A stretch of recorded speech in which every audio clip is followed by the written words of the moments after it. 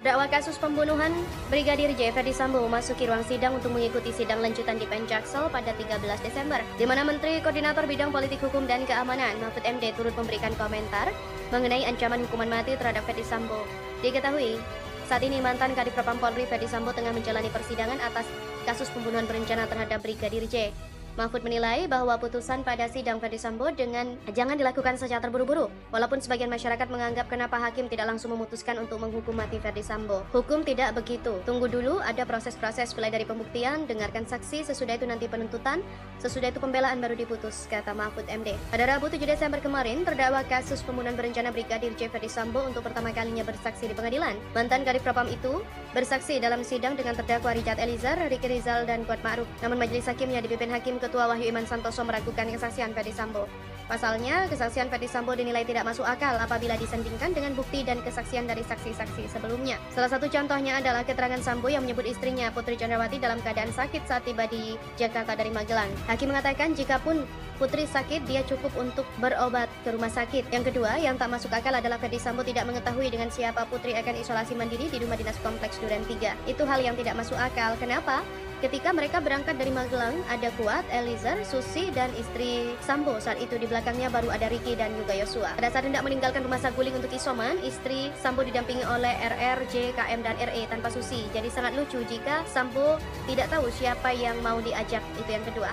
Kejanggalan berikutnya, Ferdy Sambo menyebut akan bertemu dengan Brigadir J malam hari setelah sepulang dari bermain bulu tangkis bersama rekan polisinya. Keterangan Ferdy Sambo ini berseberangan dengan keterangan dua ajudannya, yaitu Prayogi dan Azam Romer. Kesaksian Ferdy Sambo juga dibantah oleh anak buahnya sendiri yang juga terdakwa kasus pembunuhan Brigadir J, Richard Eliezer. Di akhir persidangan, Richard merincikan beberapa keterangan Sambo yang dianggap keliru menggambarkan peristiwa perencanaan pembunuhan di Saguling dan penembakan di Duren 3. Pertama, terkait dengan keterangan Ferdy Sambo yang menyebut tidak pernah memerintahkan menembak Brigadir J. Richard mengatakan Sambo dengan terang memerintahkannya untuk menembak Brigadir J dan juga menjelaskan terkait skenario tembak-menembak. Yang benar adalah, saat itu Ferdy Sambo memerintahkan untuk menembak Yosua dan setelah itu dia juga menceritakan kepada Eliezer tentang skenario yang nanti dijelaskan dan dijalankan di Duren 3, kata Richard.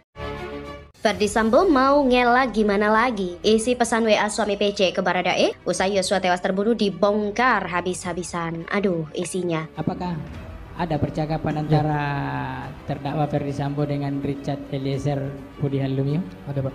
Yang pertama adalah dari akun WhatsApp Irjen Ferdy Sambo mengirimkan kalimat "kamu sehat ya".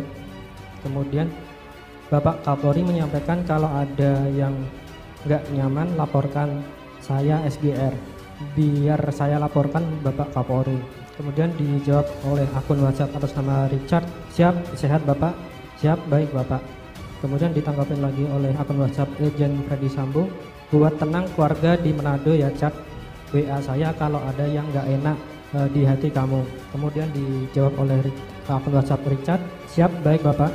Kemudian ditanggapin lagi oleh akun WhatsApp Irjen Ferdy Sambo, Artinya ahli ini keterangan yang ini yang tadi saudara bacakan sesuai dengan yang di BAP itu ya? Ya.